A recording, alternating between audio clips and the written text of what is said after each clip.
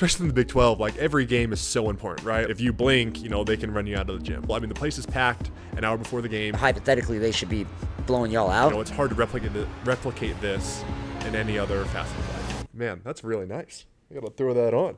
What's up, y'all? Welcome back to Benconnected. Absolutely stoked to have the greatest guest so far. So happens to be a close friend of mine as well. Today in the house, we got Coach Carson Williams, who coached at Westlake, led him to go to coach at BYU, to now taking over the head coaching job at Pleasant Grove High School. We got Carson. Man, you've had quite the guest so far. So I don't know. I feel like I'm a little bit further down the totem pole than that. But no, you're you play high school ball in Utah. Yep. You go and play collegiate basketball. Come back and your former head coach is coaching over at Westlake, and you become a coach. Yeah. So, and I'll go back a little bit. Yeah. So did my freshman year at BYU. Decided to go play at a junior college in California. Kind of put things on hold, to give this a shot and see what was going to happen. I don't know if you know this piece of the story actually. Okay. We love the behind the scenes. So kind of was out there, grinding for a while. And then in our third game, I was playing well, playing a lot of minutes, and then I took a charge, broke my hand in our third game. So played, 40 minutes on broken hand. You played? So I broke it like 8 minutes in. And you still played with it? Played the whole game. Like, it was funny, I couldn't get a rebound. My hand would give out, and I was so confused. I was like, what is happening? Oh my goodness. That's something you would do though. I feel like that's something Coach Williams would do. No, we're good here. So it's just when I have to sound more official than I actually am with a bunch of 16-year-olds. So that happened, and I was like, so this was middle of November, it's Thanksgiving weekend, and I was so mad because I was I put my life on hold. I felt good, this is a big decision to make. Decided to go do this, and now I'm not going to play for the next month and a half, and I was just really frustrated and wondering why. And it ended up being such a blessing in disguise because that was kind of my first look into coaching. So my head coach, Coach Vasher, he was really good to me. Let me be involved with some things, kind of just some scouting and film work and different things to help me be more involved. And that was kind of my first look from that side of things, being on the bench and just starting to look at the game a little bit differently. Which is powerful. For sure. Realistically, a lot of dudes, I'll be honest, when I tore my Achilles, granted, I was in the heat of it. I was kind of a wash trooper at that time. But, you could have easily pouted and, like you said, man, I put my life on hold. I'm not getting, anywhere now, and it's a waste of time. But you said, hey, I'm actually going to better myself and learn the game even more than just a player. So that's powerful, man. That's dope. Yeah, so that was, kind of a big blessing in disguise there, and kind of my first, time kind of looking at the game as a coach. Yeah. And then came back from that, was just back at BYU going to school. Wanted to still be involved with the game, kind of had an itch to be involved. Yeah. Reached out to Nate Carling, who's been a huge mentor of mine. I played for him at Mountain View, and then he got the Westlake job, like you mentioned, right after I graduated. He's been there for over a decade now, which is crazy. That is a wild stat. And he's done a great job. He's phenomenal. Everyone knows who Westlake is, or at least they feel it when they play him. So, for sure. So reached out to him, just kind of wanted to help out and be around the game. I was the sophomore assistant coach my first year. And then I was with him for 4 years. I spent the last, 2 years there as the JV coach, and didn't plan on getting into coaching. I kind of started that just because, I had the time. I didn't really, didn't need to work a ton during school. Just kind of had some money saved up, just, and it was fun and enjoyable. Yeah. And after a year or two, kind of just fell in love with it and didn't plan on going that route, but over time realized that I couldn't do anything else. I think everyone in that room cared more about the people around them than they did about themselves. And that was just super powerful. And that was, being around a team like that cared that much was just, I think that kind of was the final straw where I was like, what, this is special. You can't, it's hard to replicate this in any other facet of life. Yeah. And this is, I want to do this, for years to come. So that happened. And it was funny, actually, that spring, I'd spent 3 years there. I applied for a head coaching job that spring. I was a runner-up for it. And then I was at the same time, I was just curious what the college side would look like. Yeah. And so I reached out to some people I knew that were kind of connected at BYU, trying to just explore and learn more about kind of being a grad assistant there. Yeah.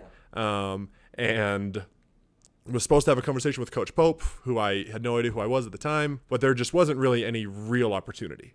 And I think, they had enough respect for me and kind of, it was a courtesy to kind of have that front conversation with me, but that was kind of the extent of it. And I didn't feel like it was going to go anywhere. So I was like, okay, like that's not going to happen. Like it's too hard to break into that side of it. Like it's just, you've got to be more connected. You got to have someone with an in. I didn't think it was going to happen. So I kind of just moved on, was all in, trying to get my teaching license, trying to get a teaching job and, kind of explore more head coaching opportunities over the next couple of years. That following year, I was like taking some like online classes, trying to like prepare to get a teaching credential, things like that, and kind of had a job lined up with the administration at Westlake where I was at the time.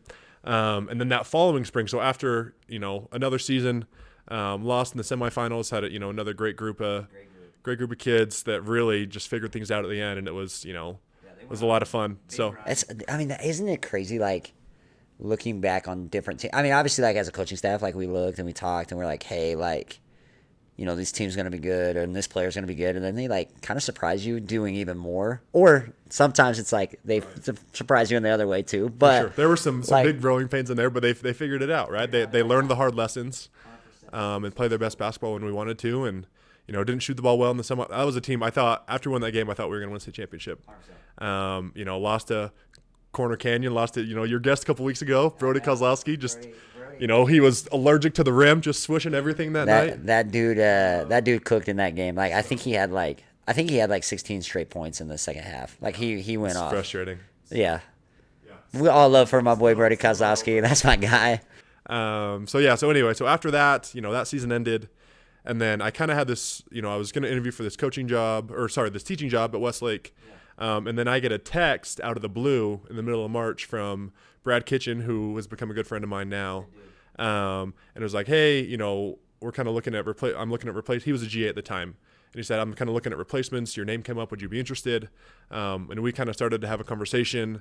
And me and Brad, we've become really good friends since then. This was 2.5 years ago, which is crazy. So we, kind of explored it. Some rules had changed and kind of what they were looking for in a GA was a little bit different. And he was finishing his time with that and kind of, stuck his neck out for me and wanted to help me, get an in and just get my foot in the door to, so I had a chance to kind of prove myself or at least, try to convince the coaching staff of it. And it was funny where I was at the point, like I applied for a master's, so did that, like, because to be a grad assistant, you've got to be in school at the same time. And so I had two, this is kind of funny, because BYU's deadlines are super early. And so I had two options. It was mass communications or art education were the two master's programs that I could do. That was, really hard decision there. But so I did mass communications, studied for the GRE for 3 days, took the GRE, kind of, ended up applying to this master's, fast forward a little bit. And like a couple times Coach Pope was supposed to call me, kind of have a over the phone interview. I was out of town quite a bit. Kept not happening, kept getting pushed back. And I was like, all right, like this isn't going to happen. And then I told Brad I had an interview at the high school for that teaching job, and they had to we interviewed and they told me they were going to give it to me. They had to submit it through the district for approval, especially since I didn't have like a teaching credential or anything, but it was essentially a formality. So it wasn't going to, it was going to happen. It would take probably a couple days, and then they would give me the official offer. And so I told Brad, I was like, hey, like, I know you're trying to help me out. I'm going to get this offer from the high school. I feel like I have to take it so I don't leave myself kind of without any options here. And I remember, like, during this time, you were calling me. Like, I remember when you called me and you're like, hey, like, dude, like, I kind of, like, what do I do? Like, I obviously really want this, like, job at BYU. And, like, I feel like at that point, you kind of were at the point of, like, a head coaching job. Like, because at that point, you're the JV head coach. And so, like, and Nate's, like, right-hand guy. So it's like, and we'll dive into that a little bit later, but it's like, you were ready for that thing. So it's crazy that like different things just kept happening to delay it. And then, so then Brad. So that happens. I told Brad, I was like, hey, I think I'm going to take this job. It's going to come in a couple days. Like, I just want to let you know. He's like, okay, like, just come into the office with me tomorrow. Like, I just want to get you in front of the coaching staff, just to at least meet him and talk to him. So I show up at the annex. Me and Brad kind of walk around.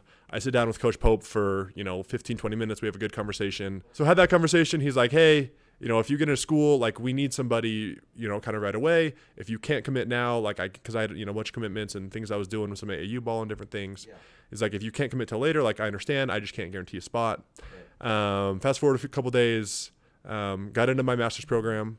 So knew I could do it. But this all transpired over the course of about a week and a half, where I thought I was going to have the answer from the school sooner. Yeah. And turns out the assistant principal who had submitted it had submitted the forms wrong, and it delayed everything 2 weeks. So in that 2 week span, I meet with Pope, I get into school, I meet with him again, he offers me a spot, I decide I'm going to do it. All in this time where I probably would have taken this teaching job if it wouldn't have been delayed through this kind of clerical error. So for sure, no, meant to be That's crazy. Yeah, I mean, it was, definitely by divine design. I believe that wholeheartedly.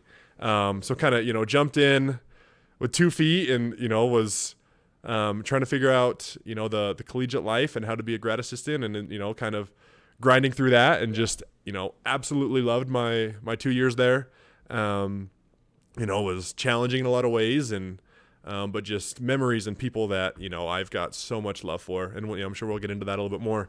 So that happened. And then, as I finished up my time there, I was kind of, wasn't sure if I wanted to stay in college, if I wanted to go to high school. This opportunity at Pleasant Grove, I knew that Coach Mack was retiring, who'd been, at PG for 22 years. And then the funny thing is, I wasn't sure kind of what I wanted at the time. And I knew a lot of those high school jobs opened before college jobs. Right.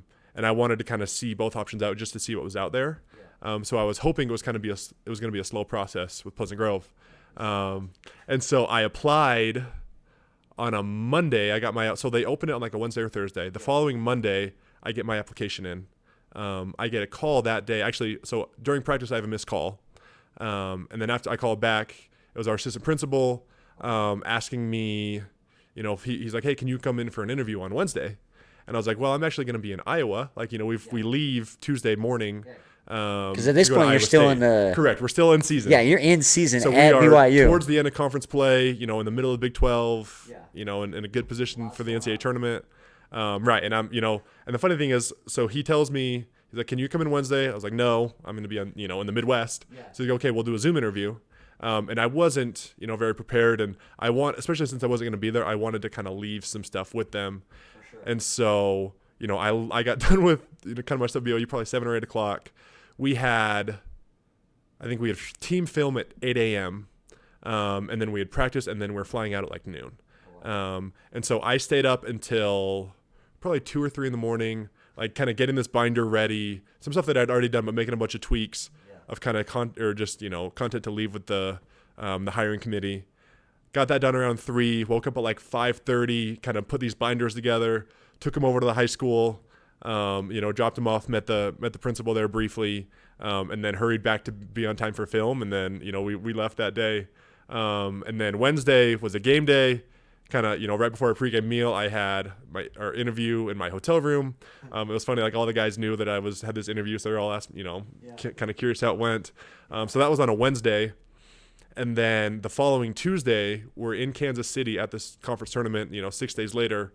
And our principal, called and offered me the job. It's kind of to hear that stories of how everything unfolds is, I think that's life though, your connections lead you to things. Cause I remember how I got with Westlake, obviously I played, and then Coach Fawcett at the time was hey, my little brother was there and he's hey, you should come meet the coaching staff.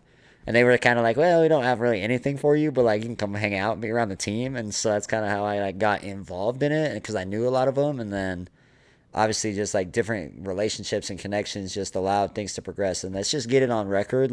Once he got the head coaching job, he called me first and was hey, you're my guy. You're going to be the first. No, I actually called him and was hey, can I please have a job? But you know what's funny though is I actually looked this up today, and we haven't talked about this in a long time. But because it was the beginning of the season, you came around and it was me and Coach Carling and somebody else, and kind of met us initially and wanted to be around. Yeah. And then a couple weeks went by, and then I actually looked this up. This makes us sound old. You sent me a DM on Facebook. Oh, wow. A Facebook message. Yes. Oh, wow. A Facebook message. Be hey, I've been able to get a hold of Coach Carling. Would love to help out, blah, blah, blah. Kind of just going into it. And he left me on red. That's crazy. But now, like it's not like that. That's so funny. A Facebook message. Wow. Yeah, because at that point, I don't know why it wasn't like at least an Instagram DM or something. Because you didn't have my number yet. Maybe I was like. Because you're like, hey, shoot me a text, and then we kind of it happened pretty quickly after that. But it was just the idea of it was like a Facebook message. I thought was so funny. But no, I think and like that, I was super excited when you got the job, and as far as PG, and like I'm stoked. Like we have a lot of good dudes on our team. They ask me every day on practice when they can get on the podcast. I say when they do something. So they know what to do to get on here. But it's I think what's cool is you have all this knowledge and like all these experiences that have led you to this path. And I think something that's special that like you do really well as a coach is like there's a lot of dudes that come in, they're like, hey, I learned this and like we're doing it this way. Where you're like, hey, here's all these things that I've learned. I'm going to surround our team with a lot of great resources. And like as a resourcing team, this is how we're going to accomplish it. And I think like that's what's going to make PG Hoops a lot different than in the past or in the, and not Coach Mack did an incredible job for 22 years. Like obviously he's had a lot of great talent there and a lot of things that have, kind of culture of basketball. Like, I mean, PG kind of went to all these big tournaments before it was kind of, them and Lone Peak was kind of like one of the, a big piece of putting Utah on the map. 100%. Right? I mean, they had that team with Matt Van Coleman and, Casey Brown. I mean, that team was super solid. And one of the best NBA players to come out of Utah, and CJ Wilcox. Right. And you like stories like that it's like, man, like Utah Hoops is actually kind of nice. Like, it was kind of funny talking to Brody, like last episode with him. Utah Hoopers are nice. Like, people don't show us love. People don't show us love. I'll give a quick story about PG Hoops. We were playing a tournament, and we played this team from Texas, and we were playing them in a Juan Diego tournament. And they like kind of walked in and kind of like gave us like this look of like, who are these white dudes that are like trying to hoop? And we just like blasted them. Like I remember like Ty was picking up their point guard like the whole court, and the kid was like, he wasn't used to like him getting that type of treatment. He's usually the guy. And no, shout out our boys at PG. They're gonna be tough. Yeah, so. No, it's been a lot of fun. So let's dive. Oh, go ahead. I was just gonna say to go back real quick. You briefly mentioned this, but when I got the kind of offer and accepted the PG job, and it was kind of in a whirlwind, and also in the midst of trying to figure things out, and also doing scouts for the conference tournament and doing all this stuff. Yeah, you're in the thick of BYU still. And in the middle of that, like I get a call from Ben, and he's like, dude, like I'm in there, like I'm gonna I want to be a part of this. I want to like just all these big dreams that he had for what we could do. And it was the first conversation we really had about it. And that was something that was like so cool to me because, we've seen each other on and off the last couple of years, but it's, with how busy life's been for both of us, it hasn't been consistent. Well, I appreciate those nice words. Like, I'll send you a Venmo for those nice things. I owe him.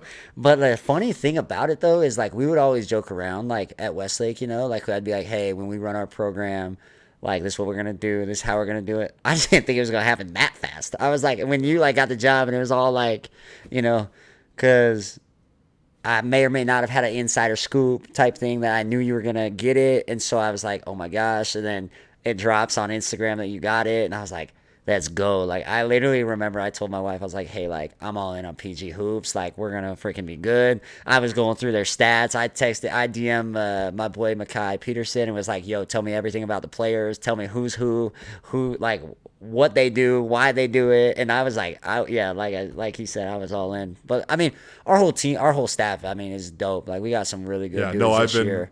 Really lucky to have a lot of people that are, much smarter than me in a lot of ways to help be a part of this. And we got a lot of good kids. Like, that's, I think, the coolest thing is, like, obviously, like, that from what made me coach at Westlake is obviously my little brother's team was there. And so, like, I knew those dudes. I watched them since 5th grade, 6th grade. And so, like, now, like, these guys, getting to know them is cool. But, dude, let's talk about some experiences at BYU. I mean, during BYU, you kind of touched on it a little earlier. You meet a lot of cool people. I mean, BYU, Coach Pope is an incredible recruiter. Gets guys. He gets talent there that, maybe wouldn't have considered BYU. He kind of gets some guys that people are like, wait, how did he get that guy to go there, right? Like, whether it's a grad transfer, whether it's, a top recruit kid.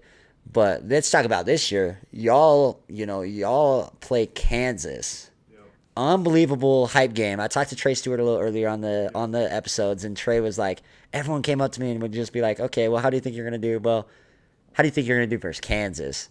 As a coaching staff, was that even like a thing, or were you kind of like, hey, like that's a calendar circle, like I'm circling that on the calendar and I'm gonna make that a point to beat Kansas? Or is it kind of? Yeah, I mean, I think, especially in the Big 12, like every game is so important, right? Like we're trying to just scratch and claw for every win you can get. And like you can't even afford to look 2 days ahead because you're staring at a team that's got all these high level guys. And, like if you blink, they can run you out of the gym. And so going into that one, and there's so much with people much smarter than me that went into this, that kind of designed the way we play to be different than a lot of teams in the Big 12 to give us, try to find some little advantages on the margins, right? Because in a lot of ways, we're built so differently than these other teams, but like where can we be different and really just own that space? And so, and a lot of those things went into our roster construction, which, was way above my pay grade. But just like I knew going into that game, and a lot of teams were like this in the Big 12, where like the way they wanted to play defensively, the way they wanted to guard, and kind of what they forced you to do fit exactly what we wanted to do. And so they've got these high-level athletes and things, and really good players and good bigs. But like the shots they wanted you to take, like those were the shots that we wanted to take. And I even which is kind of crazy. Yeah, like that's like a psychological kind of by effect. design too, right? And I like going to Kansas is just such a kind of bucket list moment, right? Where Allen Fieldhouse, seeing the original rules of James Naismith wrote, his handwriting displayed in the arena, like just so much history there. And Staple of college basketball, right? And they've done such an incredible job of like preserving that gym to feel like you walk in, you feel like it's like the 1970s, like you're thrown into Hoosiers, right? What an experience! Like, what was that like? We'll keep going, but like, what is that like? Obviously, like you come in there pregame and you're absorbing this moment. How do you not lose focus? Like, man, I think, you admire it and you look around and everything, is just, you see the history and you see the court and the, the kind of the iconic aspects of it. Right. But then you get into game prep and then it's just basketball. Right. And, you get in your routine and you're just doing what what you've been trained to do, what your job is. But, our shoot around, I remember the morning of the game, or it might have been the night before, we're just kind of shooting in the gym, kind of doing some game prep stuff. And I sent a text to, I think, my sister, and I was like, look, like, I don't know if we're going to win tomorrow. Like, it's really, like, no one wins at Allen Fieldhouse, but, like, this is going to be a really close game. Like, I just felt it. I was like, like, we're going to be right there.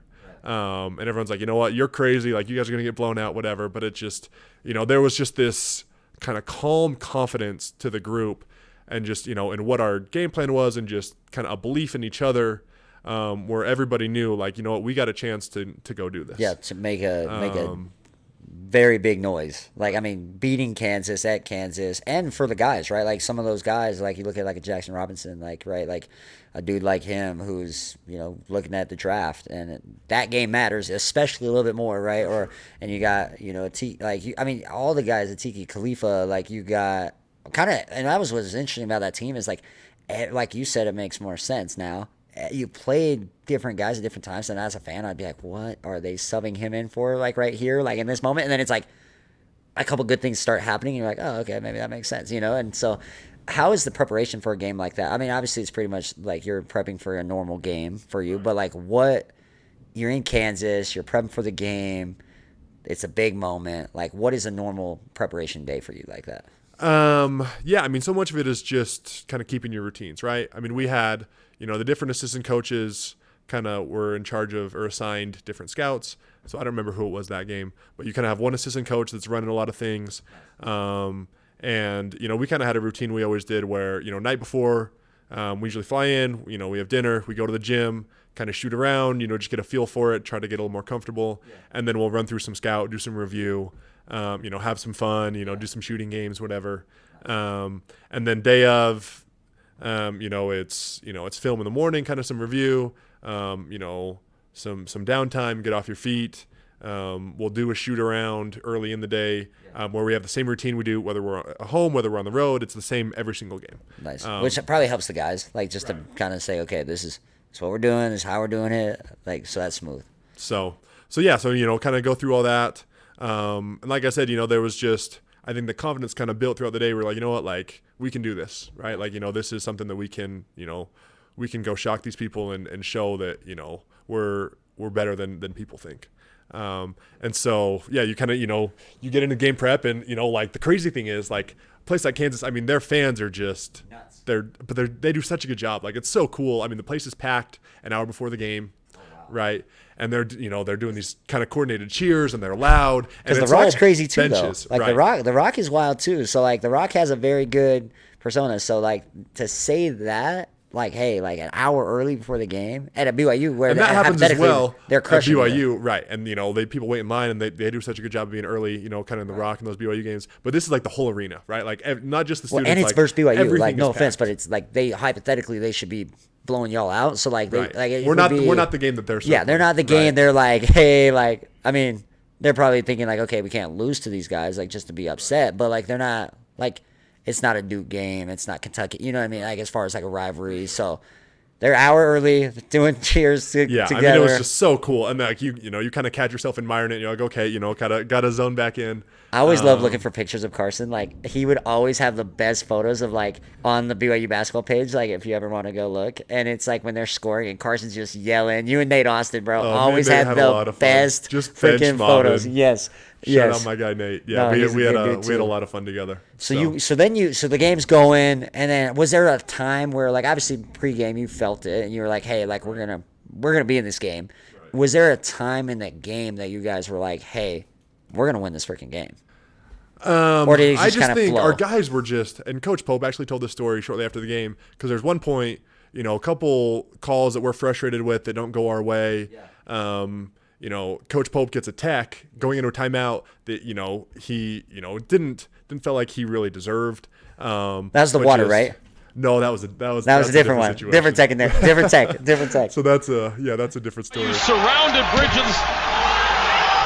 But yeah, so it gets tech going into a timeout and, kind of would make a ton of sense for guys to be rattled, to kind of be a little flustered in that moment. Right. And then in the huddle and the timeout, like everyone is just so locked in, like just no worry or concern for what just happened. They're just moving on to the next thing. And they're so kind of just focused on like, what's at hand, right? Like, what do we need to do? And these next 4 minutes.